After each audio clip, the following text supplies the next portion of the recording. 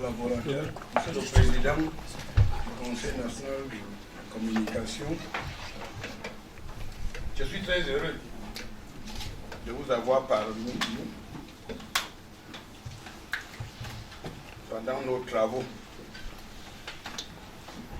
Votre présence est très importante parce que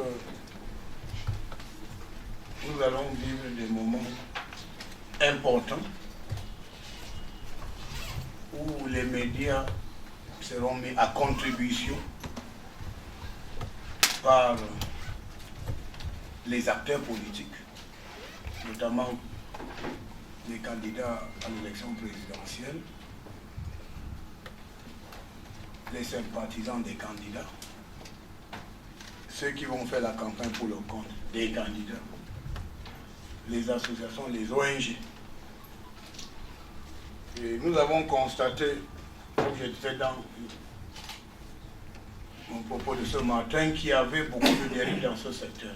Mais avant toute chose, je voudrais sincèrement dire merci à Monsieur le Président du Conseil national de la communication, parce que il y a environ 2 jours, il a signé un communiqué très important qui rappelait à tous les acteurs du secteur la nécessité de rester professionnel et de ne pas se verser dans les diatribes, surenchères, intrigues, invectives qui ne nous avancent pas. Lors des exposés de ce matin, le DGSN, le CED, ont quand même soulevé cette préoccupation des dérives dans les médias. Nous sommes conscients et nous savons les efforts menés par le Conseil national de la communication, mais nous sommes tentés de dire que les mauvaises habitudes ont la peau dure. Mais puisque nous sommes dans la logique de la sensibilisation, le président va nous édifier sur des mesures déjà prises ou envisagées dans le sens de réguler la communication. Nous savons tous qu'une communication doit venir de bonnes sources. Le communicateur ou le journaliste doit également vérifier la source de son information. Parce qu'il peut être comptable d'une information qui porte préjudice à des personnes, à des institutions et à l'État. Nous sommes dans un état de droit. Le CNC, c'est le gendarme du secteur. Le matin, nous avons géré les questions de maintien de l'ordre et nous avons été entourés par le DGSN et le CED. Maintenant, nous allons aborder les questions de communication et les dérives dans les médias. Le président est ici. Et il faudrait qu'on arrive à trouver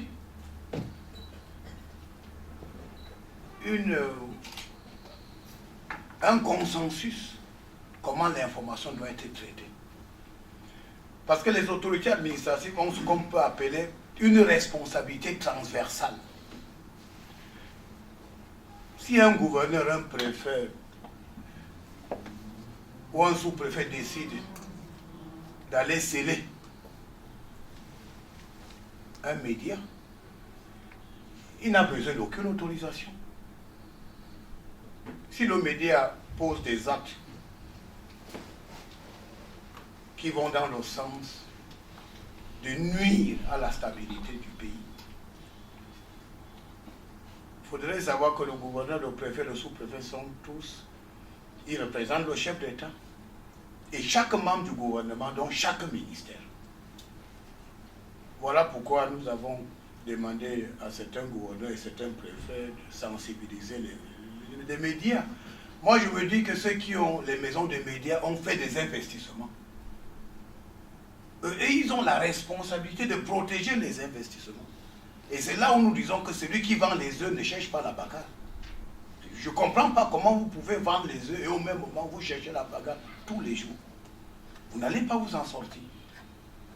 Donc si le président est là, c'est d'abord, nous devons regarder ces affaires ensemble, on discute, et puis on demande aux professionnels de la communication d'être responsables. Parce qu'il y a un jeu qui se passe dans les médias aujourd'hui. Un journaliste qui ne peut pas attaquer le gouvernement directement. Un journaliste qui ne peut pas attaquer un ministre ou les institutions. Il invite des panélistes. Mais avant le programme, il y a des briefings où le journaliste lui dit qu'il faut cogner sur l'État. Il faut cogner sur tel membre du gouvernement. Et puis, le journaliste va faire semblant de le calmer. Non, non, vous ne pouvez pas le dire, mais le message est déjà passé. Ce jeu dangereux-là, nous l'avons déjà découvert. Il faut qu'il cesse. Il faut qu'il cesse. Moi, j'ai fait au moins, j'étais dans 49 pays en Afrique. 49 sur 54. Je n'ai pas vu un seul pays en Afrique où il y a la liberté de presse comme au Cameroun. J'ai été physiquement présent dans 49 pays en Afrique. 49. Dans ma vie professionnelle de près de 40 ans aujourd'hui. Mais je dis, je n'ai pas vu dans un seul pays africain la liberté accordée à la presse comme au Cameroun. Et puis le chef de l'État avait même, on se rappelle de sa phrase historique, au Cameroun, la presse est libre, chacun de nous en sait quelque chose. Voilà, ça veut dire que la presse est libre. Mais nous entrons dans une période sensible, extrêmement sensible. C'est une élection présidentielle où tout le monde est devenu intelligent et tout le monde peut gouverner un pays. Les gens vont faire des promesses, n'est-ce pas, de bitumer les toilettes, de donner du travail à tous les diplômés. Les gens vont travailler même sans payer les impôts. Et après, on ne sait pas où l'État prendra l'argent pour la construction des hôpitaux, des routes, des infrastructures, des écoles et autres. Donc je crois que nous devons être au même niveau d'information. Et il est vraiment important que la presse soit sensibilisée. Parce que nous serons obligés, moi je suis sincère, j'ai dit que le corps électoral a été convoqué. Et le souhait, notre souhait, est que les médias travaillent de manière rationnelle. Que les médias travaillent de manière rationnelle. Et puis, en politique, c'est une affaire de projet contre projet. Le chef de l'État encore, le président Paul Biya a dit, débattons, ne nous combattons pas. Ça, c'est les phrases du président de la République.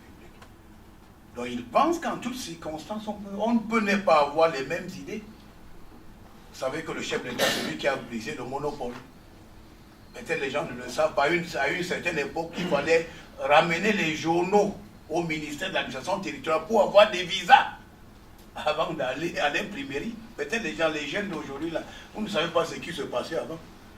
Quand vous avez terminé votre projet, vous venez au ministère, on vous donne des visas pour aller à l'imprimerie. Et à l'époque, on pouvait barrer les pages, mais bon, le président a pensé que bon, cette époque est révolue. Donc, moi, je pense qu'il faudrait faire bon usage de cette liberté. Parce que si cette liberté n'est pas encadrée, on a beau dire, vous savez, le ministre a parlé de Radio Mille Collines, tristement célèbre. Tristement célèbre Radio Mille Collines. Donc, nous souhaitons que les médias travaillent. Et ces arrangements que je constate chaque dimanche, où les journalistes invitent des panélistes, ayant déjà fait des arrangements, en disant il faut cogner sur l'État, et je veux faire semblant de vous encadrer. C'est un jeu dangereux. C'est un jeu dangereux. Parce que qu'est-ce qui va se passer après maintenant? Quand nous allons prendre ou les panélistes, nous allons également prendre le journaliste. On prendra tout le monde. Il faudrait que ça soit clair. Vous savez, dans la vie, Dieu nous a donné la bouche. Vous savez, c'est cette bouche qui vous amène pour rencontrer Dieu Tout-Puissant. C'est la même bouche qui vous amène aux enfers. L'enfer existe. La bouche t'amène en enfer et la bouche t'amène vers Dieu. Il faut tout faire dans la vie que votre bouche ne vous amène pas en enfer. Puisque vous n'aurez que de regrets. Alors nous parlons d'un État, on parle des institutions. Une élection présidentielle, c'est une activité importante dans la vie d'une nation. Les petits jeux là, on joue. Vous savez, nous là, on nous traite de tout le nom, mais ça ne nous dit rien. Mais quand il s'agit de l'État, il faut avoir une communication responsable. Le président est là, on va en discuter. Et je souhaite vivement, moi je dis, et je le dis comme ça, vous savez, je dis ceux qui ont des médias ont fait des investissements. Mais protégez votre investissement. Puisque demain, si vous ne le faites pas, alors c'est le tonnerre qui arrive chez vous. Ça, je veux être clair aujourd'hui. Nous sommes encore dans la logique de la sensibilisation. En disant aux gens, il faut communiquer au public les informations responsables. On prêche la haine. On fait la promotion du tribalisme. On prêche l'épouvantail du chaos. On hésite à l'insurrection. Alors à qui profite le désordre? Ce désordre-là ne profite à personne, je voudrais vous dire. Et puis puisque nous sommes dans la logique, nous sommes investis de ce pouvoir, le maintien de l'ordre. Le maintien de l'ordre, dont la communication est essentielle. Et je veux être clair, même ceux qui s'amusent dans les réseaux sociaux, nous avons mis en place un mécanisme aujourd'hui pour traquer toutes les informations des réseaux sociaux. En 2018, j'ai fait interpeller environ 500 personnes. Plusieurs parents sont venus me dire que les enfants ont été manipulés, ainsi de suite. Alors, moi, en tant que père de famille, j'ai écouté. Et j'ai dit à ces parents, nous allons libérer vos enfants. Mais dorénavant, vos enfants ne devraient plus se trouver dans cette situation. Nous voici en 2025. Les parents doivent laisser vos enfants faire l'école. Les enfants doivent apprendre à être des hommes responsables. Les dirigeants des partis politiques, les responsables des associations, ils viennent prendre les enfants. Alors quand j'ai mené des enquêtes et on s'est retrouvé en face de quoi? Des enfants de quoi? 16 ans, 17 ans, 19 ans. Qui étaient très actifs dans les réseaux sociaux. Et puis les parents nous disent, bon, nos enfants ont été manipulés. Alors cette fois-ci, on ne va plus comprendre cette chanson que les enfants sont manipulés. Nous allons traquer les messages séditieux dans les médias et dans les réseaux sociaux. Et chacun sera comptable, vraiment comptable, de ce qu'il aura fait, de ce qu'il aura dit et de ce qu'il aura diffusé. Donc il est important de donner au monde la bonne information. Que les journalistes qui invitent les gens sur les plateaux de dimanche, vous devez sensibiliser vos invités en leur disant que quand la ligne rouge sera franchie, nous allons prendre et les invités et les journalistes. Il faudrait que ça soit clair. C'est une période importante dans la vie de notre pays, une élection présidentielle. Chacun doit se montrer responsable. Vous n'êtes pas obligé d'avoir les mêmes idées ou les mêmes projets que le gouvernement. Non. Si nous faisons mal, venez avec des propositions concrètes. Voici ce que nous pouvons faire. Vous savez, je ne sais pas. Il y en a qui disent même qu'ils vont construire des avions pour remplacer Apollo 11. Il faudrait déjà construire des maisons simples avant de remplacer Apollo 11. On rêve, tout le monde peut rêver. Mais il faut éviter l'imposture et la démesure. C'est ça qui nous habite aujourd'hui. Les gens ne connaissent plus leurs limites. Les gens ne connaissent plus, il n'y a plus de limites. On peut dire, vous savez, puis les gens, vous savez, à notre époque, il n'y avait pas les réseaux sociaux, il n'y avait pas les médias, donc on était un peu plus concis. Mais aujourd'hui, tout le monde avec les réseaux, tout le monde est devenu intelligent. Et ils sont très professionnels. Et ils sont capables de faire le travail des autres, oubliant ce qu'ils doivent d'abord faire. Donc, Monsieur le Président, je croyais que c'était important de dire ça, pour qu'on comprenne. C'est la même chose que j'ai dit ce matin.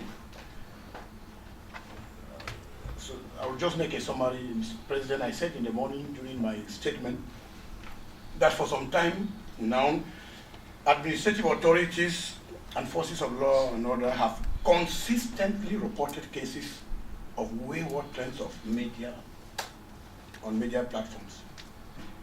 Programs, debates are organized to sabotage government action, tarnish image of head of state, vilify members of government, preach tribal hatred, promote terrorism, and other irresponsible slogans like calls for revolt. And these repeated excesses are taking alarming proportions and could be considered as a serious threat to public order. This is why, Mr. President, I've asked you that you should come and let us debate on these issues. So we should sensitize the media practitioners and even their invitees that all statements, irresponsible pronouncements will be treated with all the rigor that it deserves. We are going in for an election, a presidential election, which is the mother of all elections, and we are expecting the media practitioners to be responsible, to give good information. We are not asking them to think like us. No, they should not think like us. But you cannot promote hate speech. You cannot promote tribalism. You cannot call for disorder, giving the impression that the cloud or the sky will fall. No, it's not correct. We have to be responsible. And I think that you are trying your best to sensitize your colleagues because you are professional.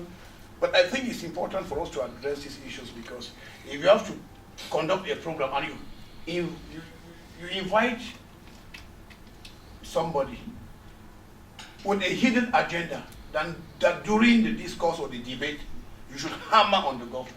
You should insult personalities. You should make all kinds of irresponsible pronouncements. So in case of any problem, you yourself are responsible as much as the person you invited. So I think that it's important for us to understand that we have to be responsible. President Paul Biya has made Cameroon a very free environment. I said I've been in 49 countries in Africa, Mr. President. I've not seen a country in Africa where we have this kind of liberty of the press.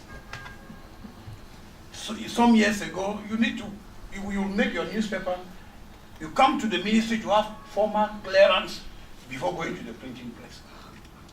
But President Paul Biya decided that it was not necessary, that Cameroonians are responsible, and we should give them the opportunity. But if you ask my opinion, Mr. President, I think that the way things are moving, we are not very happy. So you are the gendarme and the regulator. Let us see how we can sensitize all the media practitioners so that we should not go to an extent where we are obliged to take hard or difficult decisions. We can regulate. And it should be clear that the governors, the SDOs and the DOs, they represent the head of state and each member of government. And they can take any decision if there's any threat on public order. So I think that it's important for us to discuss so we can make the message through you. You can, and I'm happy to hear that you make your tour in the 10 regions, so that you sensitize them. So things should move smoothly. We cannot accept disorder. We cannot accept any form of misconduct. And we sincerely